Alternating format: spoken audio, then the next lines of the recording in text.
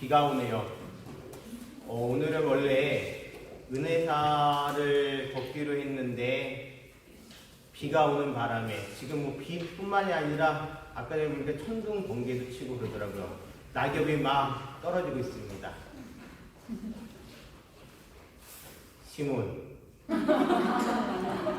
나뭇잎 떨어지는 숲속으로 가자. 낙엽은 돌과 이끼와 오솔길을 덮고 있다. 시몬, 너는 좋으냐? 낙엽 밟는 소리가. 저는 너무너무 싫어요. 아니 이게 낙엽이 우와 번개. 낙엽이 이렇게 떨어지기 시작하는데 팔공산 낙엽이 너무너무 많아요. 제가 중앙암에 살다 보니까 정상이에요. 이게 높죠? 경사로가 높아서 만약에 그거를 쓸어내지 않으면은 차들도 못 올라오고 올라오다가 이제 사고가 나면 또 큰일이 나니까 제가 매일 아침마다 블로어 있어요. 블로어 요즘 이렇게 바람 부는 거. 그 블로어가 15km 정도 되거든요. 그걸 메고서 산길 1km를 내려와요. 불면서. 내려오는 게 중요한 게 아니에요. 1km를 내려왔으면 다시 1km를 그 15km를 메고서 올라가야 되는데 그게 마치 이렇게 그 로브카 팔처럼 생겼거든요. 이렇게 해가지고 이렇게 그걸 메고서 갈 때마다 제가 생각을 해요. 야 이거 무슨 군대 생활도 이런 행군이 없을 정도로 근데 그걸 매일매일 반복해서 하니까 요즘 사람이 저녁만 되면은 거의 뭐 초조금이에요. 근데 이제 거기다가 강의 준비해야 되지 가면은 이제 쉬지를 못하니까 요즘 좀 피곤합니다. 낙엽이 빨리 다 떨어지면 좋겠는데 낙엽이 다 떨어지면요 겨울이 오면 눈이 이 총체적 낙물입니다. 네. 하여튼 그렇습니다. 자연의 변화에 따라서 저의 몸이 어찌 보면은 더 튼튼해지고 있어요. 이게 이제 긍정적으로 생각을 하면 살도 빠지고 구 다리도 튼튼해지고 건강해지고 있습니다. 그러면서 이 건강해지다 보니까 물론 몸은 피곤하지만 마음이 한결 뭐라 그럴까요? 상쾌해요. 그 아침에 혼자 아무도 없을 때 그 낙엽을 쓸고 내려와서 그리고 이제 올라갈 때 서정적인 음악을 탁 틀고서 올라가면 이 팔공산이 다 될 것 같아요. 몸도 건강해지고 마음도 건강해지고요. 우리가 이 몸과 마음을 떨어뜨려서 생각할 수 있을까요? 떨어뜨려서 생각할 수 없습니다. 예전에 이런 말 들어보셨나요? 건강한 육체에 건강한 정신이 깃들고요. 건강한 정신에 건강한 육체가 깃듭니다. 몸과 마음은 분리되어 있는 것이 아니라 하나입니다. 이해하셨죠? 우리 시타르타 태자님께서 이제 드디어 출가를 하셔서 지난 시간에 배웠습니다. 구도 생활을 하십니다. 출가하셔서 이제 수행을 통해서 도를 깨닫기 위해서 깨달음을 얻기 위해서 여러 가지 수행을 하시는데요. 오늘은 어떤 부분에 대해서 이야기를 할 거냐 하면은 바로 고행에 대해서 이야기할 겁니다. 뭐에 대해서 이야기한다고요? 고행에 대해서 이야기한다고요. 오늘 제목 읽어보겠습니다. 부처님이 계시다. 다시 한번 읽어볼게요. 부처님이 계시다. 그러면서 제가 바로 1번이라고 적어놨죠. 오늘 1편입니다. 그리고 다음 시간에 부처님이 되시는 장면 2번이 들어갑니다. 오늘은 부처님이 되시기 직전, 즉 성도, 깨달음을 얻기 직전까지의 모습에 대해서 오늘 공부할 예정입니다. 여기 보실게요. 읽어보겠습니다. 지붕이 잘 이어진 집에 비가 새지 않듯이 이처럼 잘 수행된 마음에 노마는 스며들지 않는다. 참 대단하죠? 오늘 이렇게 사진을 처마에 비가 떨어지는 사진을 가져왔는데 지금 밖에도 비가 내리고 있습니다. 우리가 여러분들 물 새는 집에서 살아보셨나요? 살아보셨어요? 시골에요. 저는 우리 불광사가 원래는 지하랑 1층만 있었어요. 요 건물이. 그런 다음에 나중에 2층하고 3층을 지었는데 지하고 1층 지하를 넣다 보니까 이게 솔직히 방수 능력이 별로 없어요. 그리고 더더군다나 옛날에 지금 종각이 있던 자리에 건물이 하나 있었어요. 거기서 스님들이 생활을 했는데 1층은 그냥 불교대학 강의할 수 있도록 책상이 놓여져 있고요. 2층에 이제 집이 있었습니다. 여름에 장마철만 되면요, 이런 맹걸요, 복도에 물이 들어쳐가지고 방까지 막 흘리려고 그래요. 넘치려고요. 잠을 못 자고 맨날 그걸 퍼나르면서 잠을 자고 또 퍼나르고 그랬던 기억이 있습니다. 지붕이 시원치 않으면 아래 사는 사람들이 괴롭습니다. 마찬가지입니다. 우리가 이 수행이라는 것은 무엇이냐면 바로 우리에게 튼튼한 지붕을 주는 겁니다. 그래서 그 튼튼한 지붕 밑에서 살아가는 우리의 마음들이 뭐 해야 되죠? 편안해야 되는데 만약에 지붕이 잘못 지어지면 어떻게 될까요? 그 집은 계속 물이 새고 결국엔 무너지게 되어 있습니다. 따라서 우리가 오늘 부처님 공부를 하면서 부처님께서 어떻게 당신의 욕망이 지붕을 뚫고서 그것을 계속 떨어뜨려서 밑에 있는 마음들이 막 어지러지지 않게끔 하셨는지 그거에 대한 방법도 배울 거고요. 그리고 그것을 통해서 부처님께서 생각을 전환하셔서 드디어 깨달음을 얻는 모습까지 공부를 하겠습니다. 자, 그러기 전에 지금 이 시간까지 공부했던 내용 다시 한번 정리해 보도록 하겠습니다. 서가열의 팔상성도. 팔상성도라는 것은 무엇이죠? 8가지 모습으로 부처님의 생애를 정리한 것이 무엇이다? 서가열의 팔상성도라고 얘기했습니다. 우리가 첫 번째 도솔레이상에 대해서 배웠습니다. 기억나시나요? 우리 보살님, 시다르타태자께서 어디서 오셨다고요? 도솔천에서 내려오셨습니다. 그래서 그 내려온 장소가 어디다? 바로 룸비니 동산이고 그 룸비니 동산에 내려오셨다고 해서 비랑 강생상이라고 이야기했습니다. 세 번째, 이제 청년이 되셔가지고 사문이라고 해서 4가지 문, 동서, 남북의 문을 돌아다니시면서 생로병사의 괴로움을 보시고 마지막에 그 생로병사에서 벗어날 수 있는 방법에 대한 희망을 찾으신 장면이 무엇이다? 바로 사문유관상입니다. 4번째, 드디어 이제 마음의 결심을 내려서 파필라와트를 지나서 출가를 하시는 모습이 무엇이다? 유성출가상입니다. 여기까지가 우리가 지난 시간에 배웠던 모습이라는 거 기억나시죠? 자, 그러시면서 요거는 좀 이따가 다시 볼게요. 지난 시간에 제가 삭발하는 장면에 대해서 보여드린다 그랬는데 옛날에는 어떻게 삭발을 했는지에 대한 이야기를 하기 전에 우리 시다르타 태자께서 드디어 출가를 하셔가지고 카필라와트에서 삭발, 머리를 다 단정히 자르시고 그런 다음에 이제 구도의 여정이 이어집니다. 구도의 여정은 강길을 따라서 이루어지죠. 우선 카필라와트를 지나서 어디를 지나갔죠? 외살리를 지나서 나중에 나자가로 가서 그 다음에 드디어 어디? 보드가야라는 곳으로 가시게 됩니다. 그렇게 가시면서 우선 박가와라는 분을 만납니다. 박가와 어떤 분이냐? 바로 고행을 실천하시는 수행자 집단의 우두머리였습니다. 누구요? 박가와. 그 고행을 통해서 그 수행자들이 얻고자 하는 것은 무엇이었죠? 바로 천상세계에 태어나고자 함이었습니다. 이해하셨나요? 몸의 고행을 통해서, 즉 내 몸을 조복받음으로써 하루에 한 끼를 먹고 거친 데에서 자고 가시덤불을 막 지나면서 몸을 괴롭히면서 정신의 맑음을 추구해서 그것을 통해서 결국엔 어디에 태어나고자 했다? 천상세계에 태어나고자 하는 욕망으로 그러한 수행을 한 집단을 만납니다. 보살님께서는 그러한 수행에 대해서 인정을 하셨나요? 안 하셨나요? 그 수행이 어려운 건 알겠지만 그것을 통해서 천상세계에 태어나려고 하는 것은 또 다른 윤회를 만들어내는 것이기 때문에 그 수행에 대해서 인정하지 않으셨습니다. 이해하셨죠? 자, 그런 다음에 또 다시 길을 떠났습니다. 그러면서 알라라 깔라마라는 분을 만나시게 됩니다.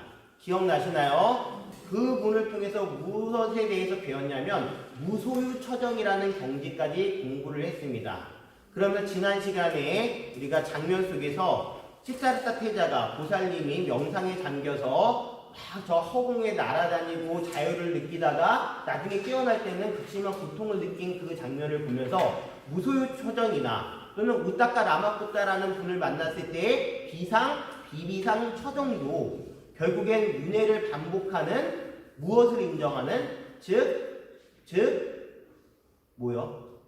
자아, 아뜨만을 인정하는 즉 다시 윤회를 일으키는 것이라고 해서 이제는 스승을 모두 다 떠나고 나 혼자 수행을 해야 되겠다. 나만의 길을 찾아야 되겠다라는 마음을 먹게 됩니다. 여기까지 이해되셨죠? 자, 그 상태에서 삭발의식 잠깐 엉뚱하지만 공부를 보도록 하겠습니다.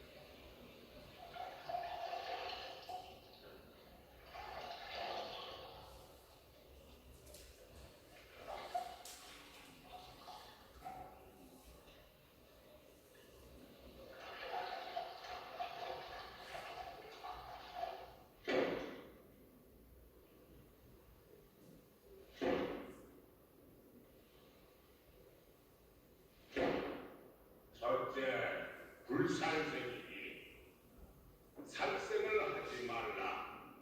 이 계율을 지키겠느냐 말겠느냐. 가의. 둘째 번 불투고이니 도둑질하지 말라. 이 계율을 지키겠느냐 말겠느냐. 가의.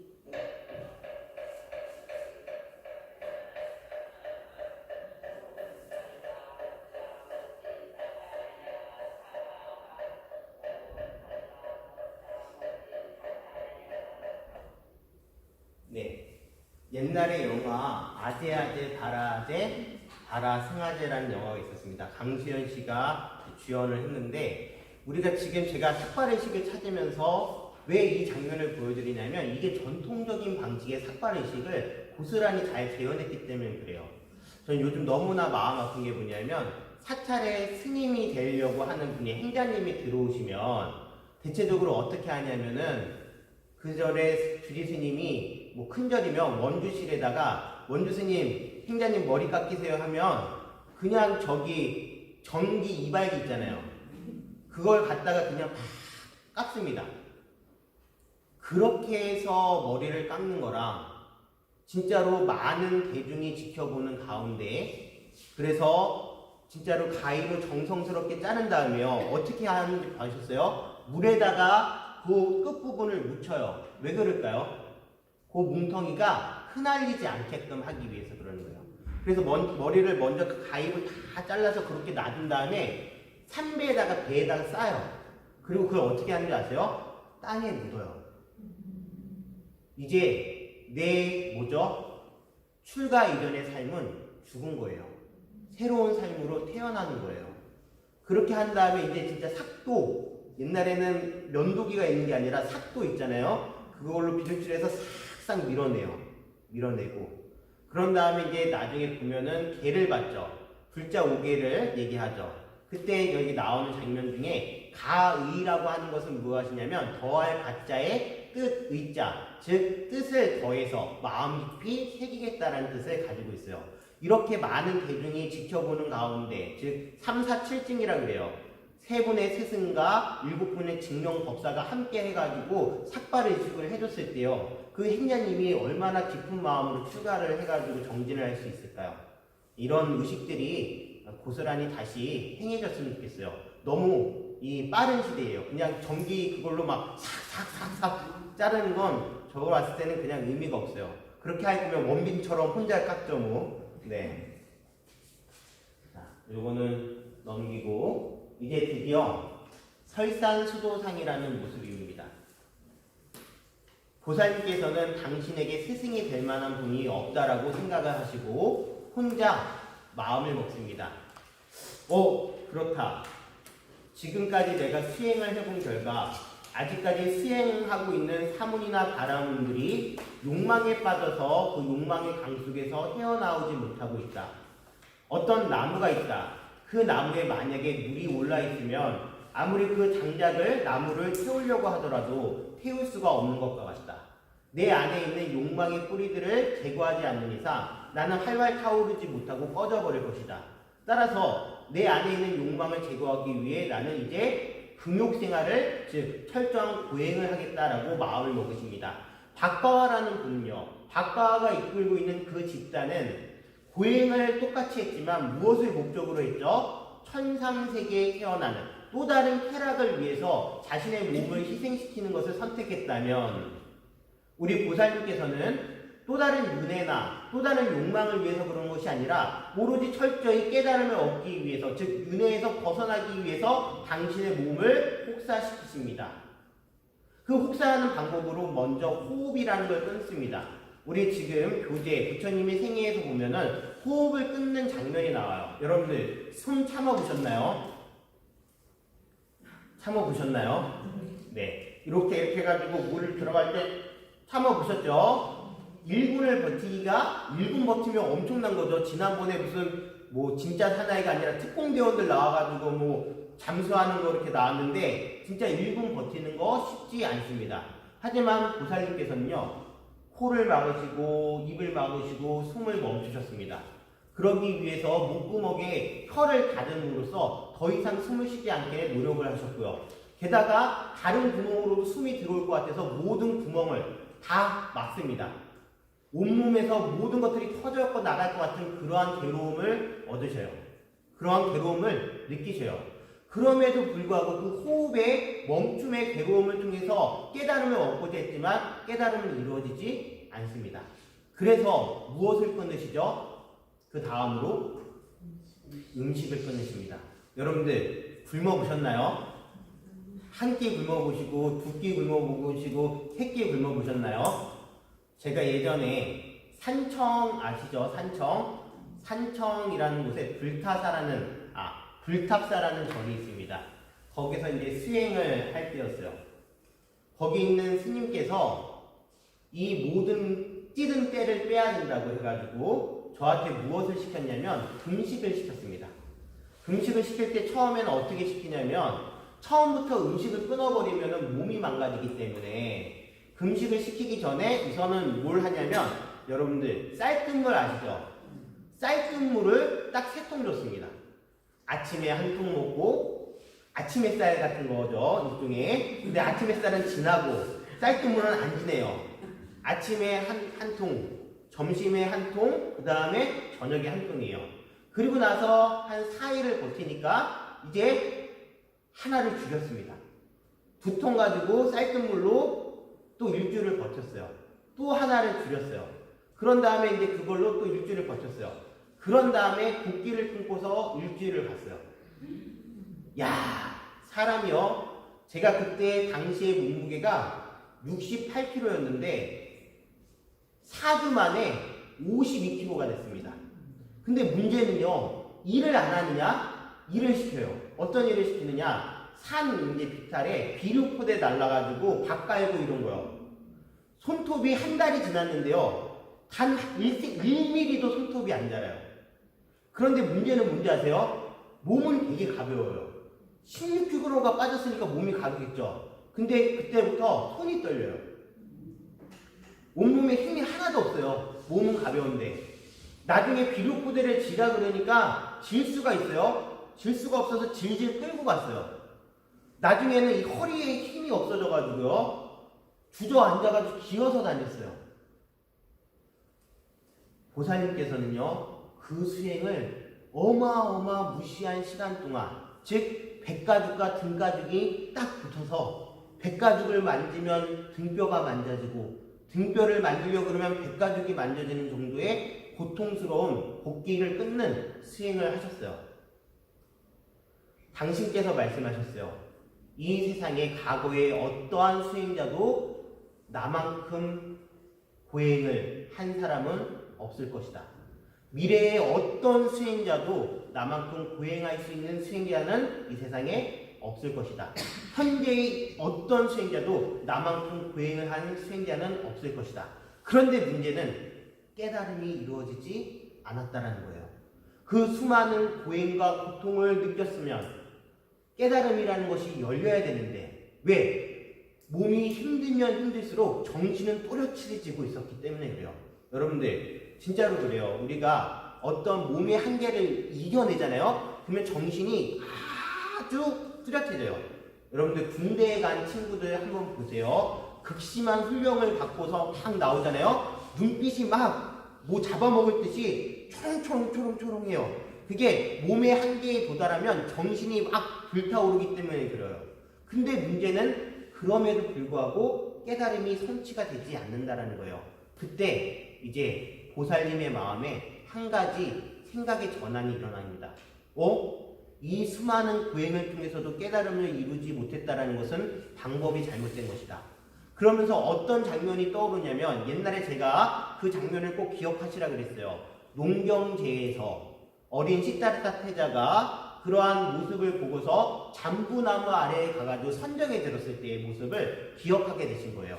아, 그때 내 마음은 정말 즐겁지 아니했느냐? 수행자가 즐거움을 느껴? 그건 안 되는 거 아닌가? 아니다. 그것은 바로 애욕을, 욕망으로부터의 벗어남을 통해서 느껴진 즐거움이다.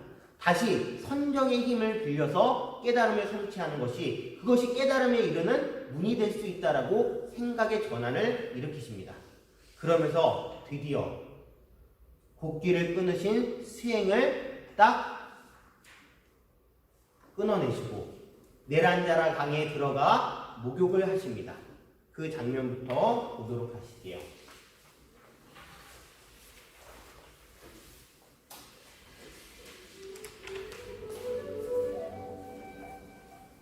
몸의 눈으로 나는 이름도 바뀌었다.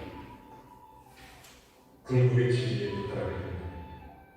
이 몸을 가지고 도달해야 한다. 이 몸에게 고난을 가하는 방법이 아니다. 저명으로 훌륭하신 수도자들조차 나한테 삶을 줄 수 없었던 걸 순수한 방송에 수첩하게 되셨네.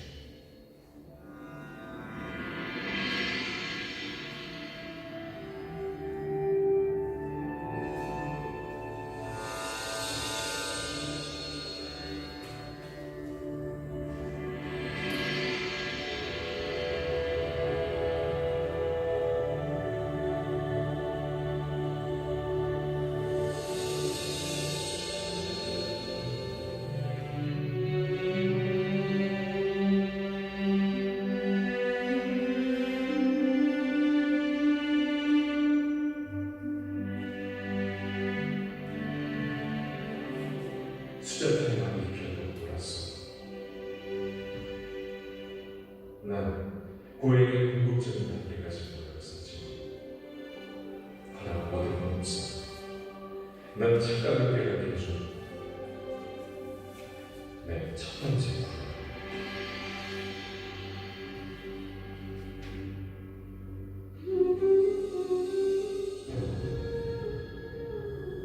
말도 안 돼.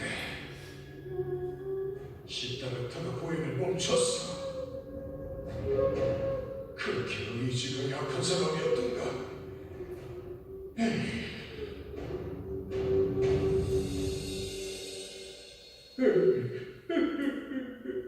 모두가 기다리고 있었는데 어찌 우는가? 그를 믿었는데 그를 위해 목숨을 내어줄 각오가 돼 있었는데 그런데 그를 뒷걸음질 쳤어. 무슨 뜻이? 시타르타가 보이면 중단해 버렸다네. 음식을 먹는 걸 이 두 눈으로 보았어 내가. 우린 그를 믿고 모든 걸 믿어왔어. 그를 안내자로 여겼는데 허나 잘못된 길을 가고 있네. 그가 가는 길이 잘못된 거야? 아니 우리 길이 잘못된 거야? 한 사람이 잘못된 길을 가면 먹는다더니 자네도 잘못된 생각을 하는 겐가? 오늘 같이 떠납시다. 오늘은 바띠야만 그렇지만 내일 우리 모두가 잘못될 수도 있어. 이렇게 시달려 될 때가. 맞아. 함께 있으면 영향을 받지. 나는 시타르타를 떠나겠다고 결심했어. 누구든 같이 갈 사람 따라오게.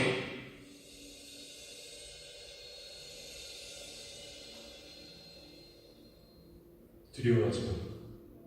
풀을 어디로 가져오니? 물소 주려고요. 안 돼요. 저는 국가적 천민입니다. 낮은 기력은 저를 만지시면 더러워지실 거예요. 아니, 너를 만졌다고 내가 더러워지지 않아.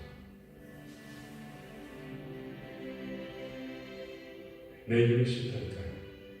넌 누구니? 수아스티라고요. 수도자신가? 그래. 난 2년 만에 혼자 수행하고 싶은데. 이 풀로 방석을 만들어 드릴까요? 좋지. 네가 만든 방석 위에 앉으면 좋을 것 같구나.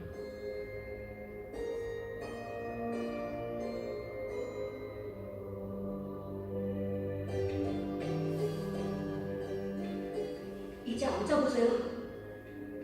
참으로 고맙다. 넌 친절했던 사스다.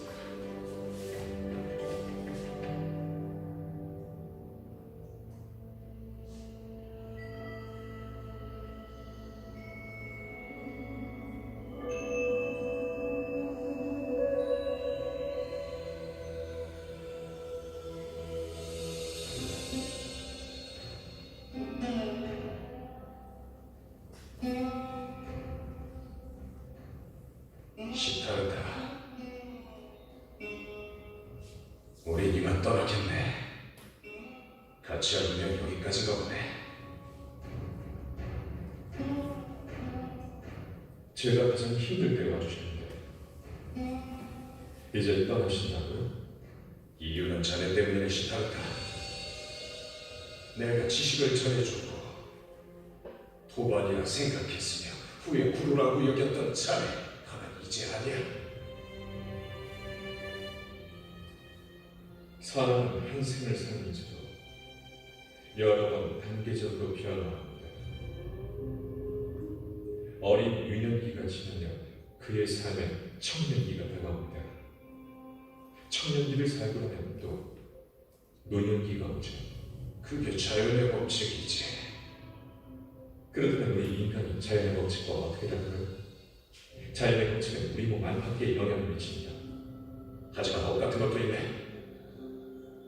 사람의 약속은 귀중한 거라네. 자네의 몰락을 보면 나도 슬프다네. 자네는 잘못 가고 있어, 시타르타. 생각을 해본 결과 제 길이 틀렸다고요. 그 길을 계속할 용기를 잃어버린 건가? 가정생활이 좋다면 무엇 때문에 집을 떠났나? 왜 야소나라를 떠났어? 왜 아들을 버리고 온 건가? 세상을 해탈의 문으로 이끌기 위해서가 아니던가? 6년간의 공부와 극심한 고행 끝에 이제 지쳐서 포기하는 건가? 목표에서 아직 등을 돌리지 말게라. 자네는 원칙을 버리지 마라 주님.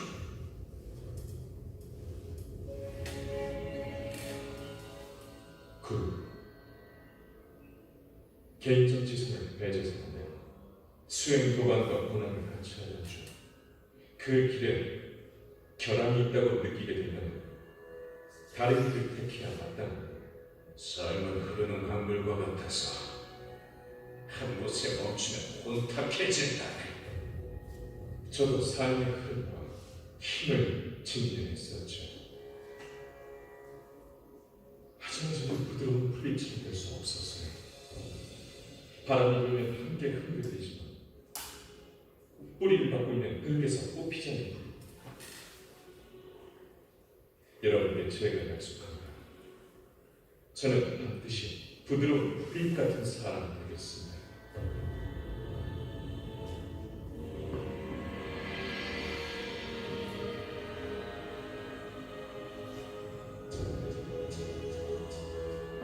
그룹, 제가 반드시 인간을 구제하는 길을 찾겠습니다.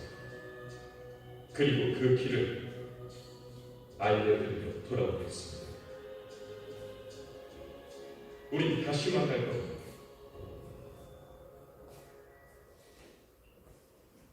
보셨나요? 뭐라고 제가 적어놨죠? 깨달음을 향한 대전환이라고 적었습니다. 우리 사람들은요, 지금의 어떤 것들을 하고 있을 때 놓아버리지 못하는 경향이 있습니다.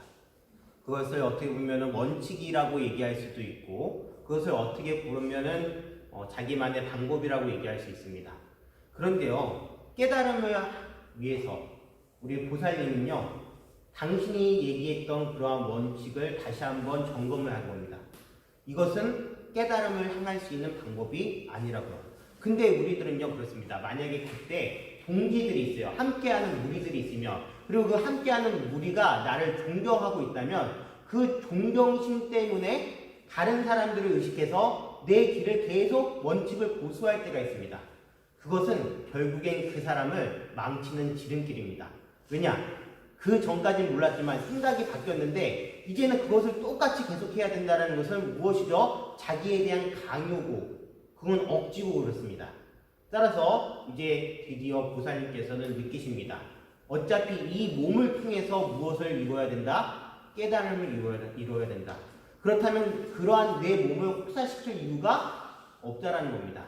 그래서 수자타가 공양 올린 우유죽을 드시고 몸의 기력을 회복한 상태에서 자신이 생각한 선정에 들려고 했을 때 그를 따른 5명의 분들이 우리 보살님을 떠나게 됩니다. 하지만 우리 보살님이 약속을 했죠. 깨달음을 이룰 것이고 해탈의 문을 열 것이며 그것을 여러분들에게 알려드릴 거라고요. 그래서 나중에 여러분들 또 배우게 됐지만 초전법륜이라고 해서 처음으로 부처님께서 깨달음을 얻으신 뒤 5명의 비구를 찾아가서 설법을 하시는 것이 바로 그 장면입니다. 우리 오늘 나눠드린 유인물 보도록 하겠습니다. 다섯 수행자와 고행을 하다. 5 수행자와 함께 고행을 하다. 부처님 정기에 나오는 내용입니다. 고타마 시타타는 우타카 라마푸타 선인을 떠나 네란자라 강가 인적이 드문 곳으로 왔다. 우리가 보통 설산 수도상이라고 하지만 설산 히말라야 산맥에서 수도 즉 깨달음을 이루시려고 수행을 하신 것이 아니라 한참 밑에 네란자라 강이라는 아주 어떻게 보면은 기후도 좋고 그 다음에 또 이렇게 수행하기 적합한 장소에서 이루어졌다라는 거 여러분들 꼭 기억하시기 바랍니다. 자, 그리고 그곳에서 고행을 하고 있는 5 수행자를 만났다. 해탈을 추구하고 있던 그들은 고타마 시타타를 보자 알 수 없는 힘에 이끌려 그를 공경하고 스승으로 섬겼다. 고타마 시타타는 단식에 의한 어려운 고행을 시작하였다. 그리고 이런 고행이 생사윤회에서 벗어나 해탈을 얻는 길이라고 생각하였다. 그래서 지극히 평온한 마음을 염원하면서 명상에 들었다. 어느덧 6년이란 세월이 흘러 그의 몸은 단식과 고행으로 극도로 야이기 시작하였다. 그의 육신은 비록 야이었으나 정신의 힘은 더욱 강해졌다. 그의 육신은 비록 뼈와 가죽만 남았으나 그의 거룩한 빛남은 마치 줄어들지 않는 깊은 바닷속 물과 같았다. 그러나 고행에 대한 회의심이 일기 시작하였다. 오히려 예전에 나는 잠부나무 아래서 확고한 진리를 보지 않았는가.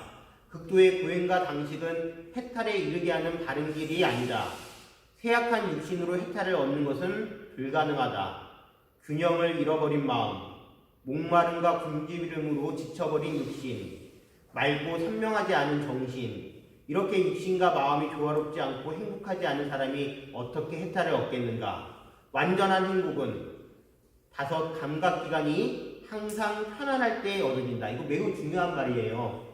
완전한 행복은, 즉 해탈의 방법은 5 감각기관이 쾌락을 느끼는 것이 아니라 무슨 상태? 편안한 상태에서 이루어진다는 거예요.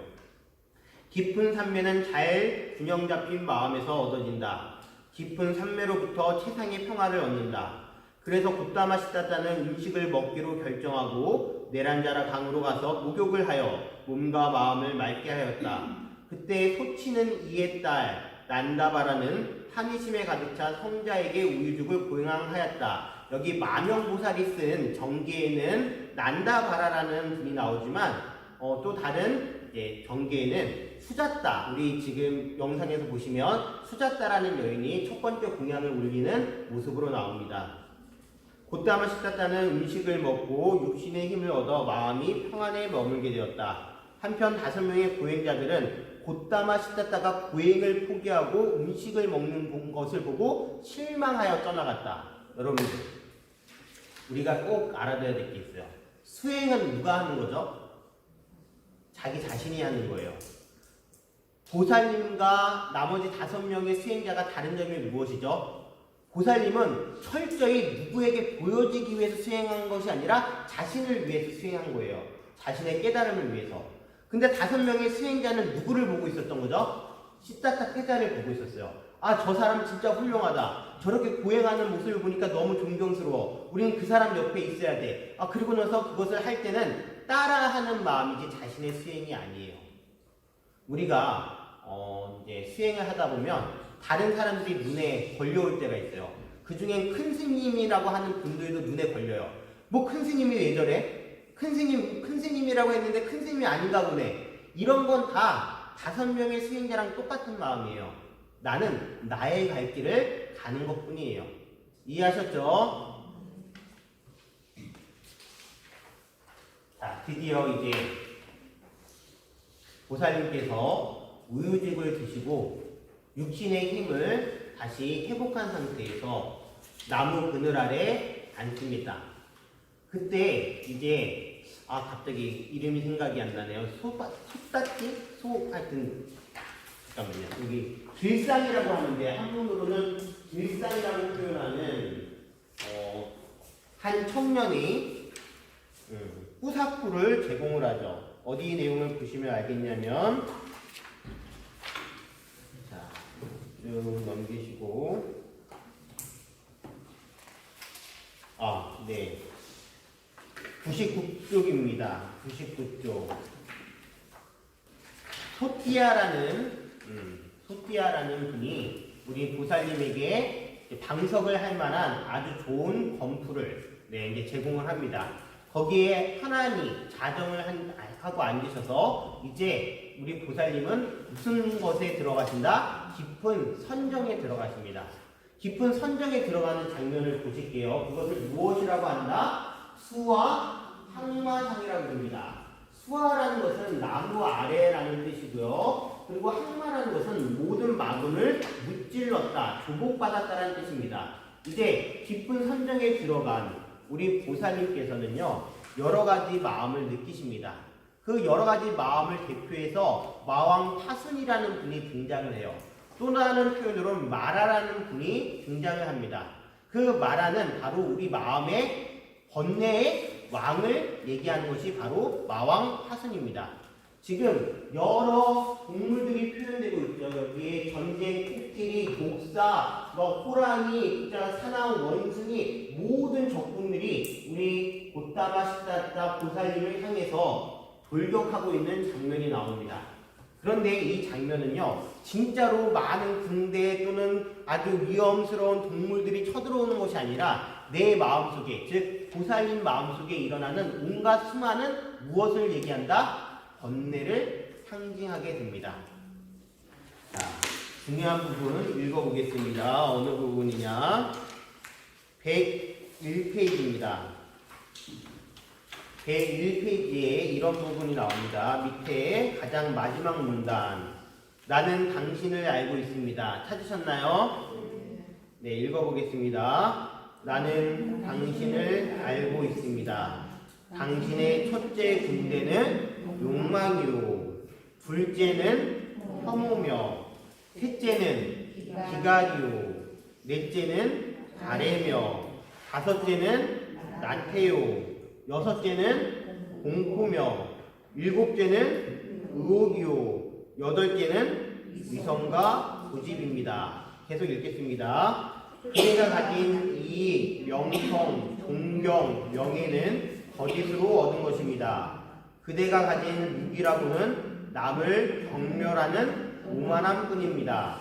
말하여 용기 없는 자라면 사방을 포위한 코끼리 부대와 같은 그대에게 맞서지 않을 것입니다. 하지만 나는 생각을 굳건히 하고 그대에게 대항할 것입니다. 내가 문자풀을 입에 물고 항복할 것 같습니까? 패배하여 비굴하게 사는 것보다 차라리 용기 있게 싸우다 죽음을 맞이하겠습니다.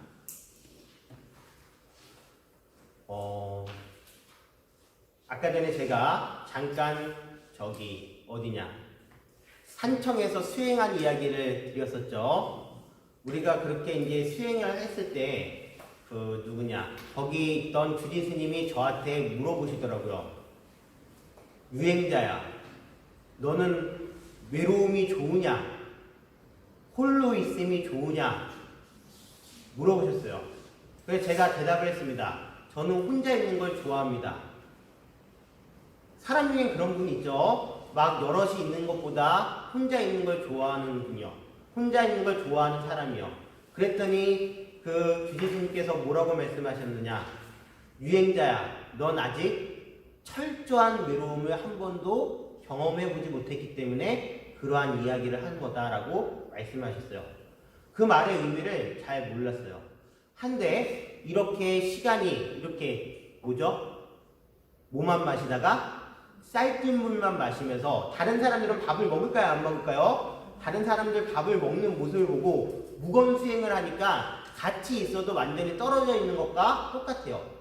그럴 때 처음으로 막 찾아오는 것이 무엇이냐면 제 안에 있는 분노심이 막 올라와요. 뭔 분노심인지 아세요? 야, 이렇게 굶기고 자기네들은 밥 먹고 나만 이렇게 일 시키고 자기네들은 물론 제가 선택을 했지만 그거에 대한 무엇이 일어난다? 분노심이 막 일어나요. 분노심이 막 격정으로 하면은 이제 어떤 것들이 일어나냐면 뭐든지 다 짜증이 나요. 여러분들 밥 굶으면 짜증내는 분들 아시나요? 네, 짜증이 막 일어나요. 그 짜증이 일어나면서 몸이 막 무너지면서 일어나고 싶어하는 마음이 막 사라져요. 나태가 일어나고요. 그 다음에 먹을 걸 보면은 계속 먹고 싶은 무엇이 생기죠? 욕망, 가래가 막 생기고요. 막 그래요. 그런 모든 것들을 막 경험하면서 느끼는 것은 무엇이냐면 진짜 철저한 외로움을 좋아할 만한 사람은 이 세상에 없다라는 거예요. 그런데 지금 우리 시타르타 태자 보살님께서는 철저한 외로운 수행에 들어가셨어요. 그렇게 선정해 두셔서 마왕 파순이 이끌고 온 군대, 그렇지만 그것은 당신의 마음속에 일어나는 많은 번뇌들이에요. 기갈, 혐오, 분노, 탐욕, 이러한 모든 것들요. 그것을 뭐하고 계신 거죠? 자기 스스로 무찌르고 계신 거예요. 자기가 자기를 뭐하고 있는 거죠? 이겨내고 있는 그러한 가정이 그려진 모습이에요. 여기까지 이해되셨나요? 자, 그런 다음에 이제 여기 보시고 옆쪽을 보실게요. 뭐가 나오죠? 지금은 보세요. 우리 부처님, 보살님 머리 뒤에 후광이 비치시나요? 안 비치시나요? 지금 선정의 초기 단계예요. 이제 거의 깨달음이 무르익을 때쯤이에요. 뒤에 무엇이 보이죠? 후광이 보여요. 이제 마왕 파순이 자기가 있는 공간 타화 자대천으로 올라가서 근심과 걱정에 빠져들고 있어요. 이야, 이러다가 신타라 특사자 분명히 부처님 되겠는데, 인류의 가장 큰 스승이 태어나면 이거 번뇌들을 다 무찌르고 내가 설 자리가 없는데 라는 고민을 하고 있을 때 많은 수하들이 이 마왕 파순에게 전쟁을 일으키자라고 막 설득을 하고 그럴 때 그거 가지고는 안 돼요 하면서 마왕 파순의 새 여인이 아니라 새 딸이 아버지를 설득해요. 아버지, 강함만으로 이길 순 없어요. 아무리 봐도 저분께서는 강하게 밀고 나가면 안 될 것 같으니까 우리가 무엇으로 유혹을 하겠다? 미인계로 유혹을 하겠다라고 하고 아버지를 설득시키죠. 그런 다음에 이 세 명의 여인이 부처님이 되실 보살님을 만나기 위해 이 땅에 내려오게 됩니다. 그 내용을 한번 아주 중요한 내용이니까 보도록 할게요. 102페이지입니다. 102페이지 중간에 1000명의 아들은 찾으셨나요? 네. 1000명의 아들은 두 무리로 의견이 나뉘었다. 오른쪽 무리는 도저히 이길 수가 없으니 포기하자 하고 왼쪽 무리는 수많은 병사의 무기를 자랑하며 승리를 장담했다. 좀처럼 결론이 나지 않자 마라의 세 딸 땅하, 아라띠, 라가가 나섰다. 그런데 그 뜻을 한번 볼게요. 땅하라고 해놓고서 거기에 한문으로 뭐라고 적혀져 있죠? 가래라고 적혀져 있어요. 여러분들, 가래라는 것은 무엇이냐면 집착이긴 집착이에요. 하지만 갈증이 났을 때 우리가 물을 찾는 것 같은 그러한 그 집착이 바로 가래예요. 이해하셨나요? 뭐 한참 말랐을 때 진짜 물 한 잔 마셨으면 좋겠다라고 하는 그 마음으로 집착하는 마음이 무엇이다? 바로 가래예요. 자, 그 다음에 두 번째 아라띠라고 하는 그 딸은 이름이 뭐라고 나와 있느냐? 혐오라고 나와 있어요. 혐오. 이 혐오가 무엇이죠? 어떠한 싫어한 대상을 봤을 때 우리에게 일어나는 마음이 바로 혐오예요. 자, 그런 다음에 마지막에 라가라고 하는 딸은 이름이 뭐죠? 탐욕이에요. 탐욕. 자, 왜 이 세 딸이 가장 힘든 번뇌라는 것을 나타내 주는 거예요. 어떤 것이 제일 힘든 번뇌다? 가래. 그 다음에 혐오. 그리고 탐욕이야말로 우리 밑바닥에 있는 번뇌 중에서 가장 힘든 번뇌들이에요. 이 가장 힘든 번뇌가 나타나서 이제 마지막으로 보살님을 괴롭히고 있는 거예요. 그러면서 이야기를 합니다. 보셔요. 봄이랍니다. 나무와 풀도 꽃망울을 터뜨린 한참 때랍니다. 사람도 젊은 시절이 즐거운 거죠. 청춘은 다시 돌아오지 않는답니다. 당신은 젊고 멋지군요. 자, 저희를 보셔요. 어여쁜 이 자태 좀 도와주셔요. 저희와 함께 어울리지 않으시겠어요. 자선에서 깨닫겠다는 건 당치도 않은 생각이죠. 라고 이야기할 때 누가 얘기한다? 가래, 탐욕, 혐오가 얘기하는 거예요. 그것이 우리에게 계속 욕망을 일으키는 거예요. 힘들다. 우리 솔직히 여러분들요, 자선에서 1시간만 앉아보세요. 처음에 평소에는 간지럽지 않던 여기도 간지럽고요. 여기도 간지럽고요. 허리도 아프고요. 다리도 저리고요. 막 그래요. 그러면 어떤 마음이 일어나는지 아세요? 긁고 싶은 욕망이 일어나고요. 다리 주무르고 싶은 욕망이 일어나고요. 만약에 이걸 막 하지 못하면 그거에 대한 집착을 해가지고 가래 같은 끓는 마음이 막 일어나게 됩니다. 그러면서 뭐라고 얘기하느냐? 야, 이거 한다고 뭐 달라질 게 뭐가 있어? 에이, 나는 뭐 됐어 하면서 눈을 뜨고 근지르고 일어나서 허리를 돌리고 하는 순간 이미 뭐에 당한 거죠? 내 마음에 번뇌에게 져버린 거예요. 탐욕과 가래와 혐오한테 진 거예요. 이제 우리 보살님께서는 말씀하십니다. 보살은 부드럽게 타일렀다. 육체의 쾌락에는 뭐가 따릅니다? 고뇌가 따릅니다. 그런 욕망이라면 저는 오래전에 버렸습니다. 세상 사람들은 그 사실을 깨닫지 못해 욕정에 빠져 살아가지만 하늘을 지나는 바람처럼 자유로운 나는 붙잡지 못합니다. 마라의 딸들은 진지 우러르는 눈빛으로 슬며시 다가가 보살의 몸을 쓰다듬었다. 당신은 참 굳건하고 당당한 사내군요. 거룩한 당신 곁을 저희가 지키겠습니다. 항상 곁에서 저희의 젊음과 아름다움으로 당신을 장식하겠습니다. 자, 그러면서 이제 마지막 내용입니다. 몸은 아름답지만 마음은 정숙하지 못하군요. 견고한 수행자의 의지를 꺾는 건 큰 죄입니다. 자그마한 선행의 공덕으로 천녀의 몸을 받았지만 악행이 쌓이면 다시 축생의 몸을 받을 것입니다. 저는 여러분의 시중이 필요치 않습니다 하면서 물려나게 되니까 뒷장면은 어떻게 되는지 아세요? 이 3명의 딸이 갑자기 온몸이 다 늙습니다.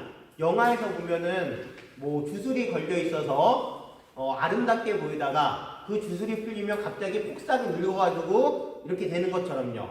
즉 번뇌의 뿌리가 이제 완전히 뽑혀지려고 하는 순간입니다. 자, 여기까지 장면을 그리셨으면 이제 드디어 마왕 파순이 직업을 할 겁니다. 이제 끝났다. 우리들 시대는 끝났다. 번뇌가 이 인간을 다스리던 시대는 끝났다. 보살님이 깨달을 얻는 순간 우리는 모두 끝이야 라고 하면서 이제 총 공격을 가합니다. 누가요? 마왕 파순이 협상을 하죠. 보살님이시여, 이런 수행을 해서 뭐예요? 제가 타화자재천 드릴게요. 천상의 세계에 태어나셔서 이 모든 것을 다 누리세요 라고 얘기했을 때 보살님께서는 그것을 거부하십니다. 왜요? 천상세계에 태어나는 것은 또 다른 은혜를 반복하는 거기 때문에요. 그래서 마왕 파순에게 얘기합니다. 그대가 선업이 좀 있어서 공덕을 쌓아서 타 자제천의 왕이 됐는지 모르겠지만 그것은 내가 원하는 그런 것도 아니고 그 정도의 공덕은 나에게는 아무것도 아니라는 말씀을 하십니다. 그런데 그때 마왕 파순이 얘기하죠. 당신의 공덕이 뭐 얼마나 되겠어요? 당신의 공덕을 증명할 수 있나요? 라고 얘기했을 때 우리 보살님께서 어떠한 장면을 취하시냐. 지금 여러분들 여기를 보실게요. 이 팽화 속에서 가운데 부처님이 왼손으로는 선정인을 하시고 그런 다음에 오른손은 어디를 가리키고 계시죠? 다리를 잡고서 이렇게 땅을 가리키고 계십니다. 드디어 우리 보살님께서 당신의 오른손을 들어서 당신의 머리를 한번 쓰다듬으신 다음에 그리고 당신의 오른손을 무릎에 갖다 대시면서 땅을 탁 한번 짚습니다. 그러면서 말씀하십니다. 증명이요. 저의 공덕은 이 돼지가 증명해 줄 겁니다. 라고 하는 순간 돼지가 흔들리면서 돼지의 여신이 나타나서 우리 부처님이 되실 보살님께 꽃을 바칩니다. 말하여 이분께서는 전생에 수많은 공덕을 쌓아서 이 자리까지 오셨습니다. 그 공덕은 헤아릴 수가 없습니다. 이제 마지막으로 이 자리에서 깨달음을 얻으셔서 우리에게 고통으로부터 벗어날 수 있는 해탈을 주어질 가장 큰 깨달음을 얻으실 분이십니다. 라고 하면서 증명을 하시는 내용이 바로 우리가 항상 되는 항마 촉진이라고 하는 오른손이 땅을 가리키고 있는 모습입니다. 여기까지 이해되셨나요? 네. 자, 그러면 거기 우리가 공부한 내용 106페이지까지입니다. 107페이지 볼게요. 자, 107페이지 찾으셨나요? 네, 거기에 이게 아주 중요한 내용이 나오기 때문에 그 내용을 읽어보겠습니다. 깨달음을 이룰 자리, 보리수 아래에서 보살은 복이 있는 가시를 뽑아버리고 진리의 깃발을 당당히 울렸다. 보살은 의욕과 선하지 못한 생각들을 떠나 사색과 사료를 갖추었다. 그러자 애욕을 떠남에 생긴 기쁨과 즐거움이 가득한 선정의 몇 번째 단계요? 첫 번째 단계에 도달하였다. 우리가 지난 시간에 배웠던 9차 재정의 내용이 다시 한번 반복되는 겁니다. 9가지 방법으로 깨달음의 단계가 있다라고 해서 맨 마지막에 멸진정, 상수 멸정에 들어가는 모습이 그려지는 겁니다. 이어 사색과 사려마저 고요히 하자. 안으로 깨끗해지고 마음이 하나가 되었다. 그리하여 산매에서 생긴 기쁨과 즐거움이 가득한 선정의 몇 번째 단계요? 9번째 단계에 도달하였다. 이어 기쁨에 대한 탐착마저 떠나 담담히 바라보고 빛을 돌이켜 반추하자. 몸이 가볍고 편안해졌다. 선정의 몇 번째 단계요? 3번째 단계에 도달하였다. 이어 즐거움도 버리고 괴로움도 버렸다. 그러자 괴롭지도 즐겁지도 않은 상태게 되었다. 보살은 담담히 바라보고 반주하여 청정한 선정의 4번째 단계에 도달하였다. 자, 넘겨서요. 108페이지. 네. 보살은 맑고 고요하고 더러움이 없고 부드럽고 무엇에도 장애를 받지 않아 자유로워졌다. 보살의 마음은 흔들리지 않았다. 밤이 찾아왔다. 하면서 이제 드디어 무엇에 대해서 얘기가 나오느냐? 오신통에 대한 이야기가 나옵니다. 즉 신통력을 얻으셔요. 선정 상태에서 신통력을 얻으십니다. 깨달음의 과정 속에 그러한 내용들이 다 들어가는 겁니다. 이해하셨나요? 네. 자, 여기까지 이해되셨으면 우선 노래 한 곡 듣고서 그런 다음에 이야기를 또 한번 해보도록 하겠습니다.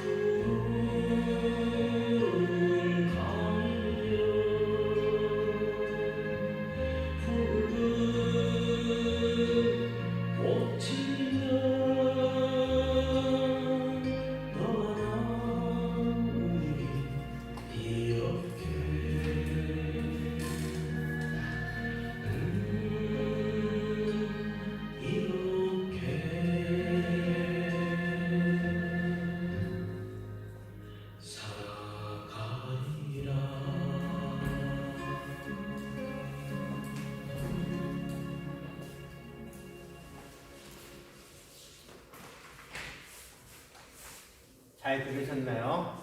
법능 스님의 나는 강의 대리니라는 노래입니다.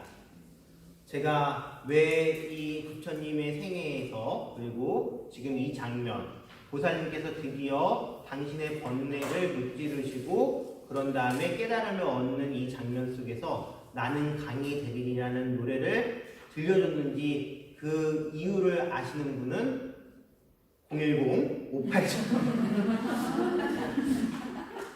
네, 그렇습니다. 왜 제가 그 내용을 보여드렸냐면요. 아까 전에 우리 영상 속에서 이런 말씀을 하신 게 있어요. 저는 부드러운 풀이 되려고 합니다. 제가 이 세월의 흐름 속에서 물론 그 어떤 수행자가 말씀하시죠. 고여 있으면 한 자리에 머물러 있으면 썩게 마련이라고. 하지만 지금 우리 보살님께서 원하시는 수행 방법은 계속 흘러다니는 수행이 아니라 뿌리를 내렸지만 부드러운 풀이 바람에 따라서 부드럽게 잘 움직일 수 있는 것 같은 그러한 마음의 상태를 얻으시려고 합니다. 만약에요, 보세요. 보살님께서 고통을 보고서 출가를 하셨습니다. 그 고통이 무엇이었죠? 생, 노, 병, 사라는 큰 고통뿐만이 아니라 보고 싶은 사람을 보지 못하는 괴로움, 만나기 싫은 사람을 계속 만나야 되는 괴로움, 그리고 우리가 몸을 가지고 있기 때문에 느껴야 되는 괴로움, 얻을 수 없는 걸 계속 얻고자 하는 마음을 가지고 있기 때문에 갖는 그런 괴로움으로부터 벗어나서 운해의 고통에서 벗어나려고 그 길을 찾기 위해서 출가를 하셨습니다. 그런데 그 출가 수행 속에서 스승을 다 찾지 못해서 마지막에 찾는 방법이 무엇이었죠? 바로 당신을 또다시 고통으로 몰아넣는 방법이었습니다. 그래서 철저한 보행을 하셨습니다. 이해하셨죠? 괴로움에서 벗어나려고 무엇을 선택하신 거죠? 괴로움을 선택하셨어요. 하지만 그 괴로움을 벗어날 수 있는 방법은 똑같은 괴로움이 아니라는 것을 뭐 하신 거죠? 깨닫고 선정이라는 마음의 평안을 취하려고 생각의 변화를 일으키셨습니다. 자, 마음의 평안은 바로 이런 겁니다. 나는 강이 되리니 그대의 꽃이 되거라. 내가 강이 된다고 해서 여러분들도 강이 될 필요는 없습니다. 그대의 온몸 뛰어 데려가리라. 수용할 수 있는 마음이 있어야지만 가능한 겁니다. 자비로운 마음이 있어야지만 가능한 겁니다.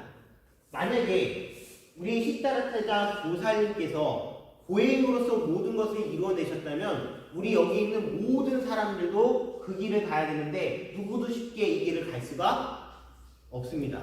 왜냐? 당신이 선언을 하셨죠. 나 이전에도, 나 이후에도, 지금에도 나 같은 보행자는 없을 것이라고요. 그렇다면 이 세상에 있는 모든 사람들을 고통에서 구제할 수 있는 방법이 그 고통으로는 될 수가 없는 겁니다. 그래서 보살님께서는 마음의 평안을 얻을 수 있는 방법을 당신에 대한 이해와 사랑과 감싸 안음으로써 어쩌면 모든 번뇌로부터 벗어나셨을 수도 있고요. 그렇게 우리에게 있는 혐오와 가래와 욕망이라는 가장 큰 번뇌로부터 당신을 이겨낼 수 있었을 것이라고 저는 선정합니다. 생각을 하게 됩니다. 그러면서 이제 무엇이 열리느냐? 바로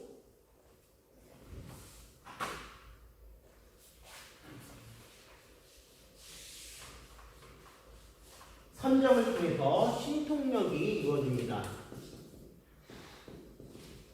그 신통력 중에는 이런 것이 있습니다. 첫 번째, 천안통 들어보셨나요? 두 번째, 천이통이 있습니다. 세 번째, 신조통이 있습니다. 네 번째, 숙명통이 있습니다. 다섯 번째, 갑자기 생각이 안 나네요. 무진통. 그리고 요 사이에 하나 더 있죠. 타심통이라는 게 있습니다. 천안통, 천이통, 신조통, 숙명통, 타심통, 무진통이요. 천안통은 무엇일까요? 천안이 열린다라는 것은요, 보일 수 없는 세계가 저희 눈에 다 보이는 것이 바로 천안입니다. 이해하셨죠? 우리 지금 종무소에 뭐하고 있는지 보이시나요? 3층에 뭐하고 있는지 보이시나요? 아니죠. 천안통은 어디든지 다 볼 수 있는 능력이 천안통입니다. 천이통은 무엇일까요? 모든 소리를 다 들릴 수 있는 것이 바로 천이통입니다. 신족통은 무엇인가요? 어디든지 갈 수 있는 것이 바로 신족통입니다. 이해하셨나요? 네 번째, 숙명통은 무엇이냐면 바로 우리에게 어떠한 인연이 있어서 이러한 일들이 일어나고 있는지 그것을 알 수 있는 것이 바로 숙명통입니다. 다섯 번째, 타심통은 무엇일까요?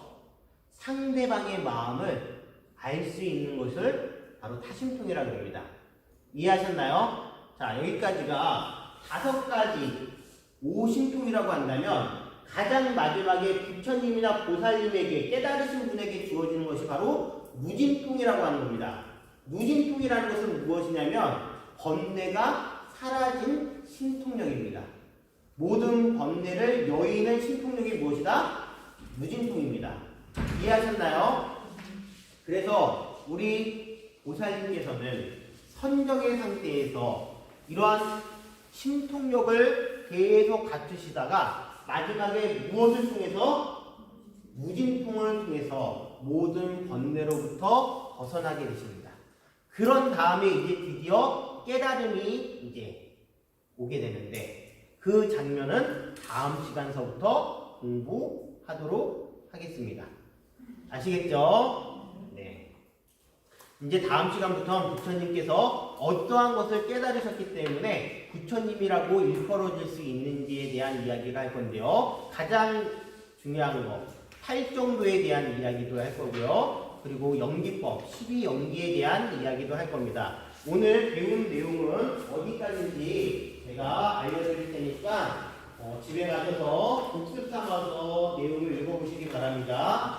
85페이지부터